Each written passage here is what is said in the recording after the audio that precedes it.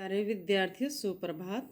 मैं मूर्ति देवी from AJVS international school चिक्का। आज हम पढ़ेंगे पाठ नंबर 13, जिसका नाम है काले मेघा पानी दे, और ये धर्मवीर भारती के द्वारा लिखा हुआ संस्मरण है।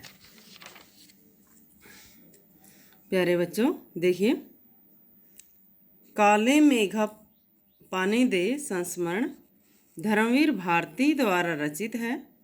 इसमें लोक प्रचलित विश्वास और विज्ञान के द्वंद्व का सुंदर चित्रण हुआ है। विज्ञान का अपना तर्क है और विश्वास की अपनी सामर्थ्य है। इसमें कौन कितना सार्थक है, यह प्रश्न पढ़े लिखे समाज को उत्तेजित करता है। इसी दुविधा को लेकर लेखक ने पानी के संदर्भ में प्रसंग रचा है।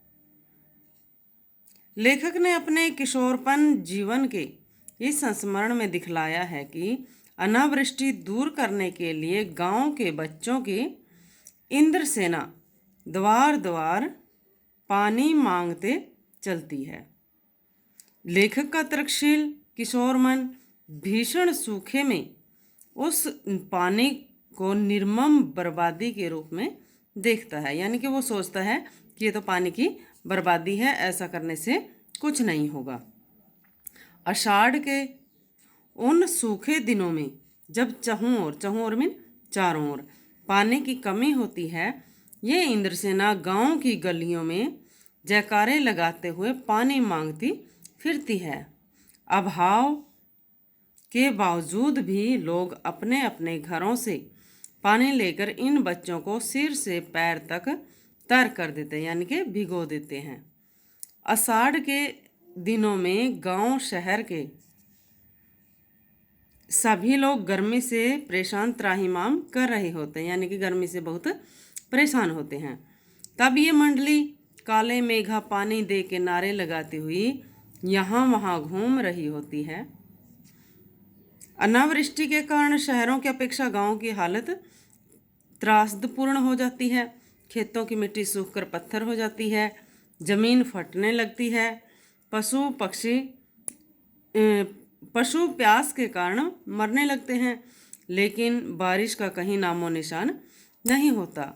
बादल कहीं नजर नहीं आते। ऐसे में लोग पूजा पाठ कर हार जाते तो यह इंद्रसेना निकलती है। लेखक का मानना है कि लोग अंधविश्वास के कारण पानी की कमी होते हुए भी पानी को बर्बाद कर रहे हैं।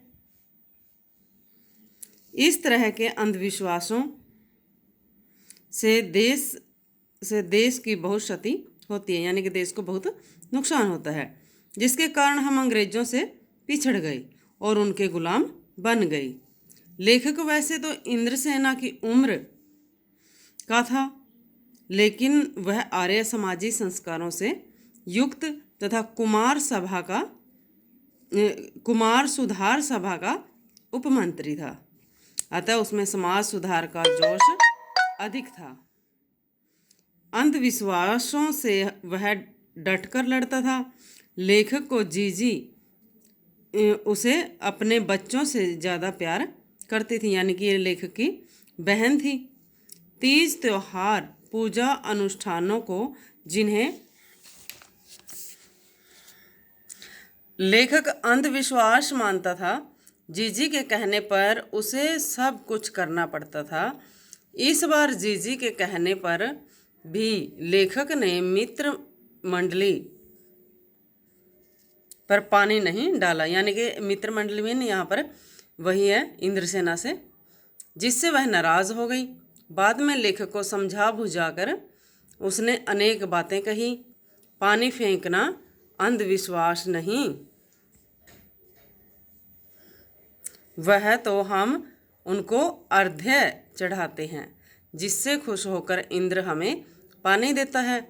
उन्होंने बताया कि ऋषि मुनियों ने दान को सबसे ऊंचा स्थान दिया है। जीजी ने लेखक के तर्कों को बार बार काट दिया।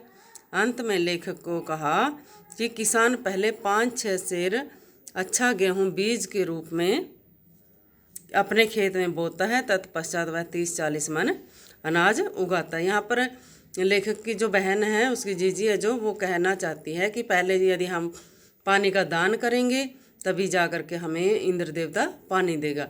यानी कि उनका मानना है कि जो वस्तु हमारे पास नहीं है और वो हम कम है, यानी कि और वो हम दान देते हैं तब जाके दान लगता है। ये नहीं है कि हमारे पास कोई फालतू चीज़ पड़ी है उसको हम दे रहे हैं तो वो दान नहीं होता। वैसे ही यदि हम बीज रूप में थोड़ा सा पानी नहीं देंगे तो बादल फसल के रूप में फिर हमें पानी कैसे देंगे। संस्मरण के अंत में लेखक की राष्ट्रीय चेतना का भाव मुखरित होता है कि हम आज़ादी मिलने के बावजूद भी पूर्णतः आज़ाद नहीं हुए। हम आज भी अंग्रेज़ों की भाषा, संस्कृति, रहन सहन से आज़ाद नहीं हुए और हमने अपने संस्कारों को नहीं समझा। हम भारतवासी मांगे तो बहुत करते हैं लेकिन त्याग की भावना हमारे अंदर नहीं है। हर कोई भ्रष्टाचार की बात करता है लेकिन कभी नहीं देखता कि क्या हम स्वयं उसका अंग नहीं बन रहे हैं। देश की अरबों खरबों की योजनाएं न जाने कहाँ गुम हो जाती हैं। लेखक कहता है कि काले मेघा खूब बरसते हैं लेकिन फूटी गगरी खाली रह जाती है, बैल प्यासे रह जाते हैं, न जाने यह स्थिति कब बदलेगी। लेखक ने देश की भ्रष्टाचार की समस्याओं के प्रति व्यंग व्यक्त किया है। तो प्यारे विद्यार्थियों, ये था आपका पाठ नंबर 13 जिसका नाम था काले मेघा पानी दे। यानी कि यहाँ पर लेखक कहना चाहता है कि हम मांगे तो बहुत करते हैं लेकिन हम ये नहीं सोचते कि हम अपने देश के लिए क्या कर रहे हैं, हमने अपने देश के लिए क्या किया है। तो प्यारे बच्चों, आपने जो इसके अभ्यास के प्रश्न हैं वो आपने अपनी फेयर नोटबुक में लिखने हैं।